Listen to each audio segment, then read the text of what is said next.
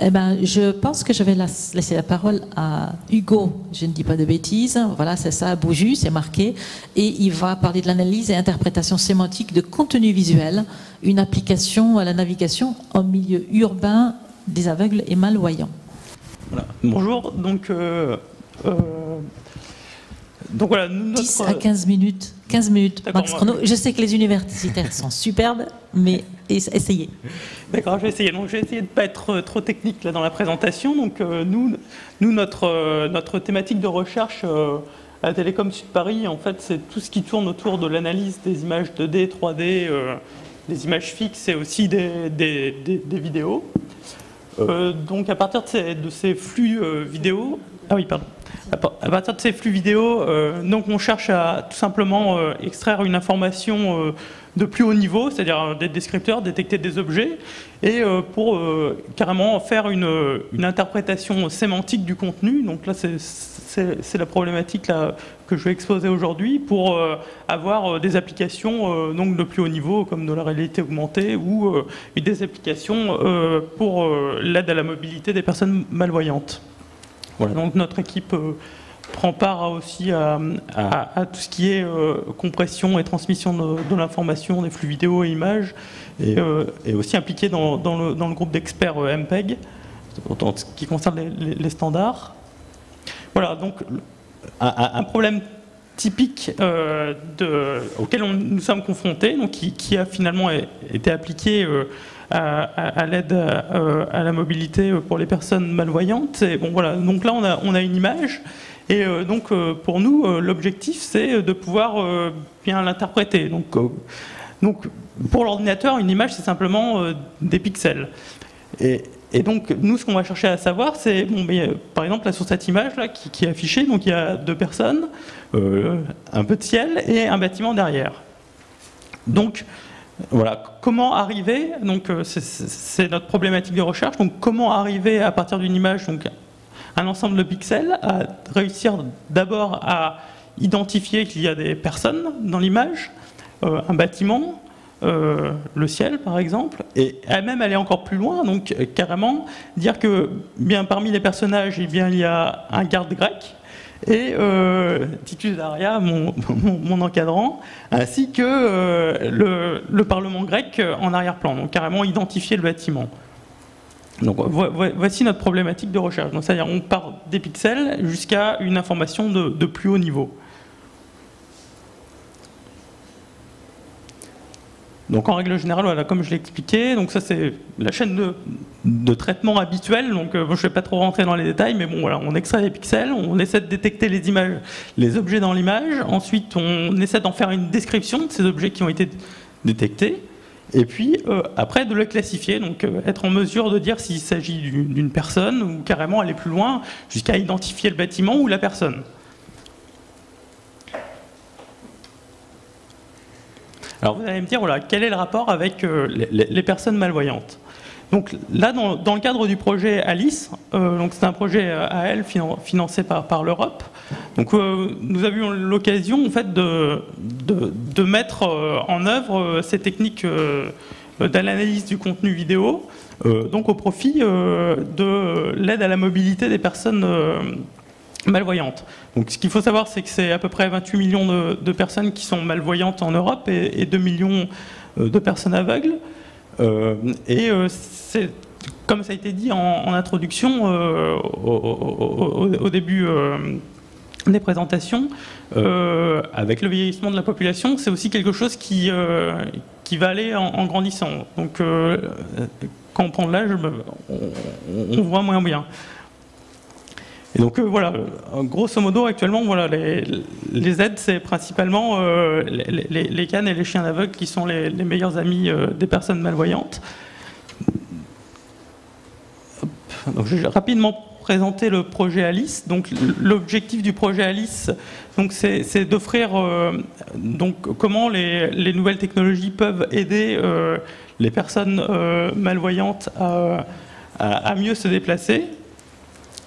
Donc c'est un consortium européen, incluant des partenaires académiques et des entreprises, ainsi que 2 associations d'utilisateurs de personnes malvoyantes qui comment dire, s'occupe de définir les protocoles et les tests utilisateurs. Donc le dispositif mis au point dans le projet Alice, en fait, c'est simplement un smartphone, donc rien d'extraordinaire. Donc c'est pas un dispositif technologique dédié, c'est simplement la réutilisation d'un smartphone tel qu'il est vendu dans le commerce, donc, qui est fixé sur un harnais au niveau de la poitrine et qui filme la scène, ce que la personne voit, tout simplement. Et il y a dans le dos, il y a simplement un petit ordinateur portable parce que bon, voilà, ces traitements nécessitent une certaine puissance de calcul, mais bon, c'est déjà transportable. Mais pour réussir à faire un traitement en temps réel, voilà, il faut avoir quand même une capacité de calcul qui n'est aujourd'hui pas encore disponible sur un téléphone mobile. Donc l'idée, en fait, est simplement d'utiliser la caméra vidéo, par exemple, pour détecter les obstacles automatiquement, ou les véhicules, ou carrément détecter également si les feux sont rouges ou verts. Et il y a aussi l'utilisation des capteurs qui sont les accéléromètres et les GPS aussi pour améliorer la navigation dans le milieu urbain.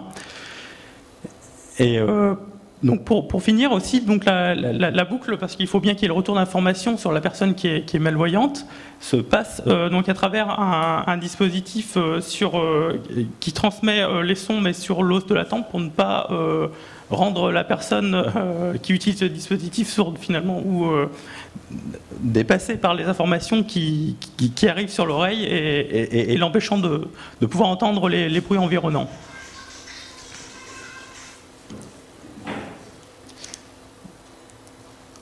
Voilà, alors donc nous, comme je l'ai dit au début, notre domaine d'expertise, c'est la détection en temps réel, donc c'est l'analyse du contenu vidéo sémantique. Donc voilà, donc c'est la partie sur laquelle je vais donner un exemple. Je vais présenter, hop, je crois qu'il faut que je revienne. Voilà. Voilà, donc là je vais parler de la détection et de la classification. Donc là c'est vraiment un cas de recherche, donc là le cas sur lequel nous avons travaillé sur le projet. Donc je ne vais pas rentrer dans les détails techniques, mais bon, grosso modo, donc voilà, ce sont les images qui viennent de la caméra vidéo provenant du téléphone mobile. Et donc on va essayer finalement de détecter, donc dans une scène assez complexe, une scène réelle, les éléments de l'arrière-plan et les éléments des objets qui constituent le mobilier urbain et les passants, les véhicules. Donc l'objectif, c'est vraiment, dans un premier temps, comme j'ai dit, d'extraire quels sont les objets, les différents objets, d'en assurer le suivi tout au long de la vidéo, et ensuite essayer de détecter tout simplement à quelle classe ces objets appartiennent. C'est-à-dire, est-ce que c'est un véhicule ? Est-ce que c'est un obstacle? Par exemple, on voit des bornes sur les images, donc des bornes qui sont typiquement sur le bord des trottoirs pour nous empêcher d'aller sur la route, ou tout simplement un passant qui vient nous croiser. Donc, grâce à ces informations, on va pouvoir savoir si les objets sont immobiles, s'ils sont potentiellement dangereux, et aussi on va connaître leur trajectoire, s'il y a un risque de collision ou non. Alors, j'ai une petite vidéo, donc ça... beaucoup d'explications, mais voilà, je pense que ça va être assez clair. Donc voilà, donc là on voit sur la vidéo la personne qui se déplace. Donc on voit donc le véhicule qui est identifié, les bornes aussi, qui dès qu'elles arrivent à proximité, on les identifie aussi comme étant, on voit pas très bien, mais il y a un code de lettres, bon, c'est pas très accessible. Mais voilà, qui nous renseigne sur la trajectoire de l'objet et si on va rentrer en collision avec l'objet. Alors, je crois que j'ai une autre vidéo. Donc voilà, donc le système fonctionne en temps réel. Donc voilà, c'est une vidéo à Évry, donc en situation complètement réelle, donc pas du tout en situation de laboratoire. Voilà, donc on voit les véhicules qui passent donc sur la voie, le poteau qui... Voilà.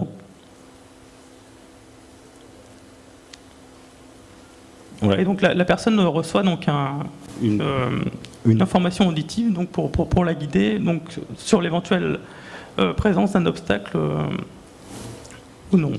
Et donc en fait la personne qui se déplace, elle a des oreillettes? Alors, c'est pas une oreillette, c'est un dispositif qui se place sur la tempe, en fait, au-dessus de l'oreille, et qui permet donc d'envoyer un signal audio à travers la tempe sur l'oreille interne. Et c'est le système Bluetooth ou c'est quoi? Je pense que c'est relié par câble sur le... Enfin, ça pourrait marcher en... Ah, pardon. Les deux dispositifs existent.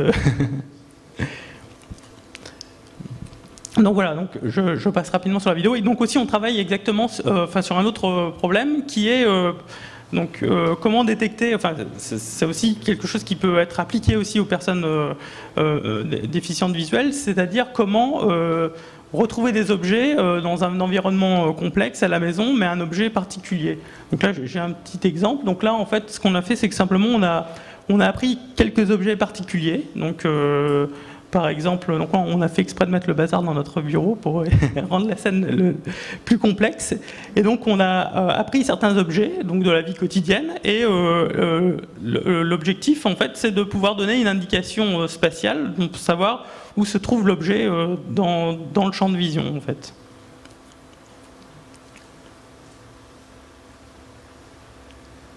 Donc des objets vraiment de la vie quotidienne, des bouteilles d'eau. Et donc là, ce qu'il faut savoir, c'est que c'est pas une classe d'objets, mais un objet spécifiquement. C'est-à-dire, c'est par exemple ce calendrier ou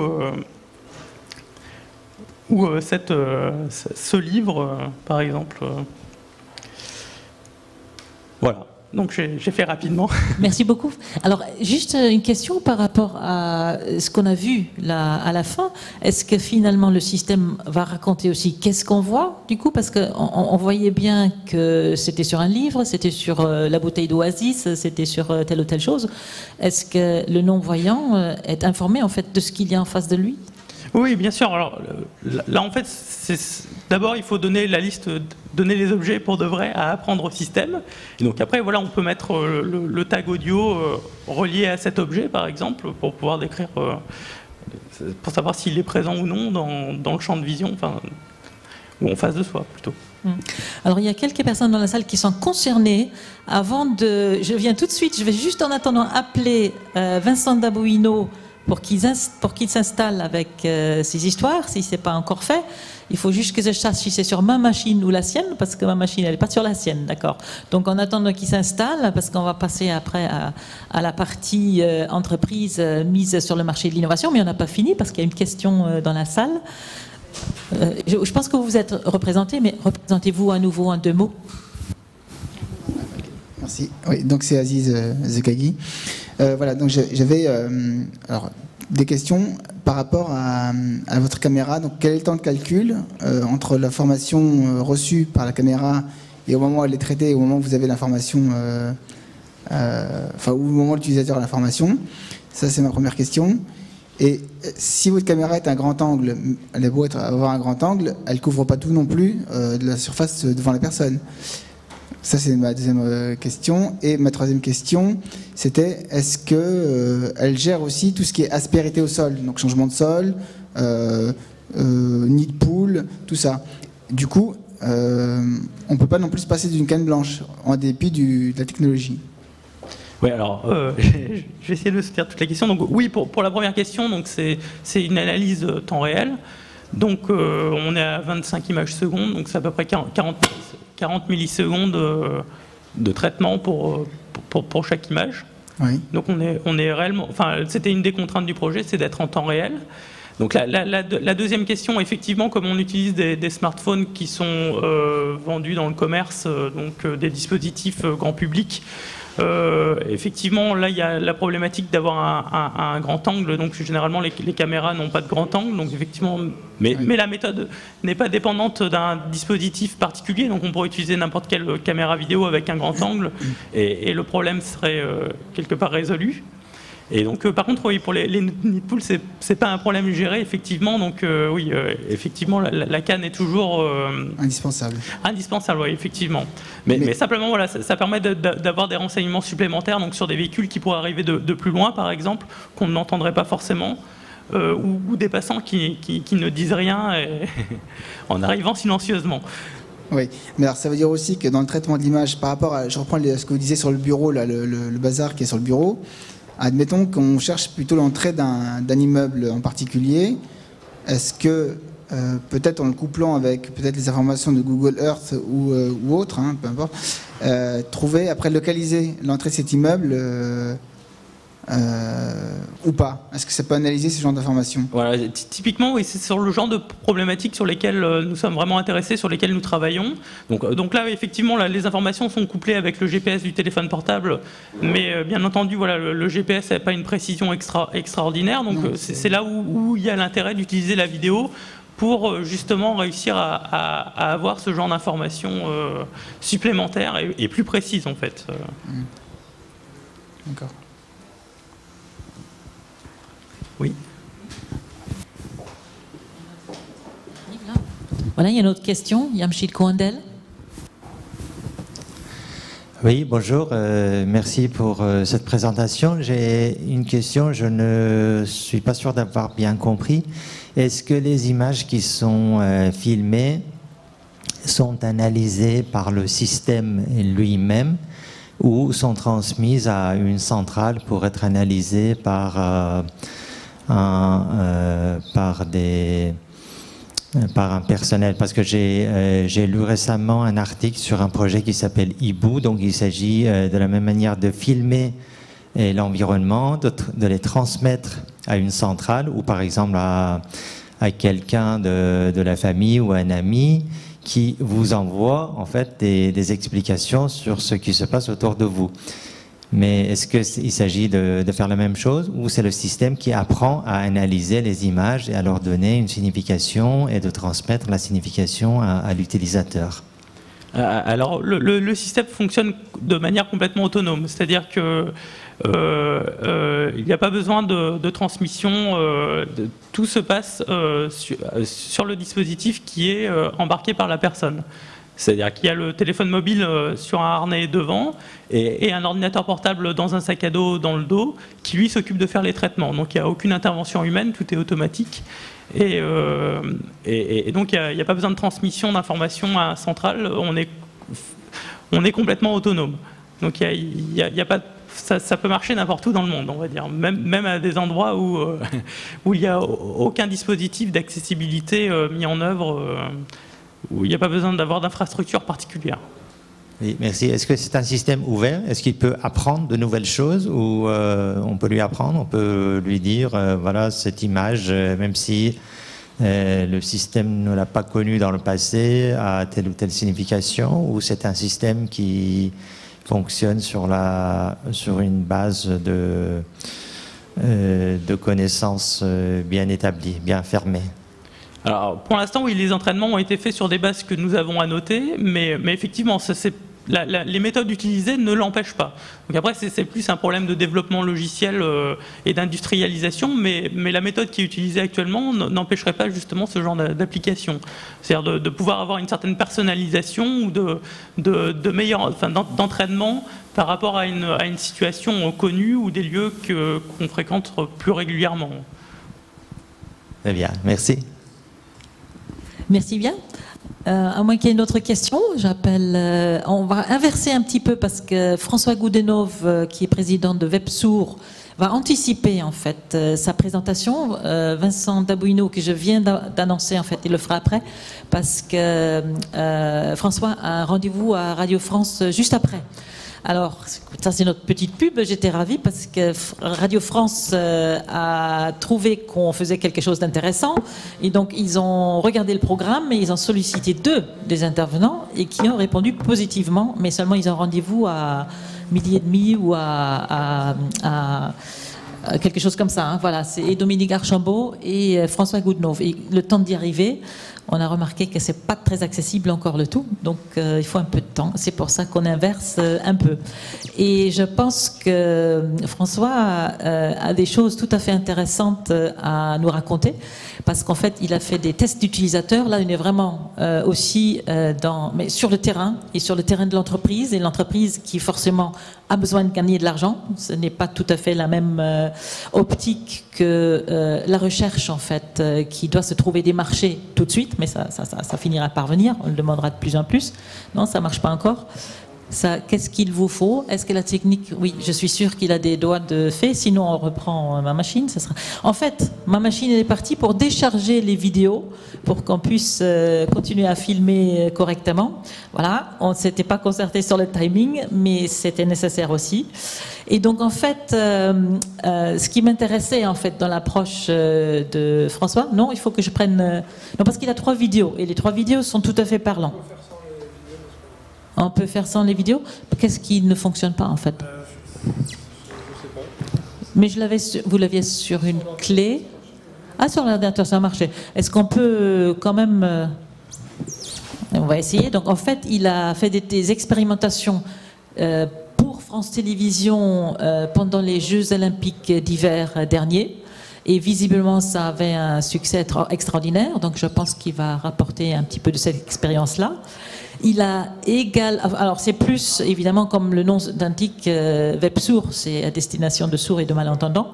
Et donc il y a une autre approche qu'il a mis en place, c'est une formation pour sourds via téléphone. Je trouve génial aussi. Et là, juste pour la petite histoire, quand j'ai fait ma première conférence, la conférence Média 4D, qui est plus grosse, qui est sur la journée l'année dernière, j'avais reçu un coup de fil en fait de la part de Éric Lavrin, qui est sourd et qui travaille au Cité de la Science. Et j'ai reçu un coup de fil, donc ne le connaissant pas, il m'a dit bonjour, je m'appelle Éric Lavrin. J'ai envie de venir à Média 4D, je suis sourd, je fais comment? Et ça par téléphone. Donc je ne savais pas à ce moment-là, effectivement, qu'il n'entendait pas. Je pensais que c'était lui, ou comme il était sourd, je me suis dit, bah, ça y est, super, les technologies sont au point, etc. Ce qui n'était pas vraiment le cas. Et donc j'ai pas compris comment il faisait, et c'était seulement d'une part quand je l'ai vu, et lors de la deuxième conversation téléphonique après coup, parce que c'était une femme qui parlait. Donc en fait, ça passait par un interprétariat, langue de signes, et à distance, c'était génial. Donc alors la question, est-ce que... Non, c'est sans vidéo là du coup? On pourra les mettre sur Internet pour accéder. Là, vous avez le micro qui va bien. Je suis désolée pour la vidéo, c'était pas vraiment prévu comme ça, mais si vous nous autorisez à les publier, on le fera volontiers.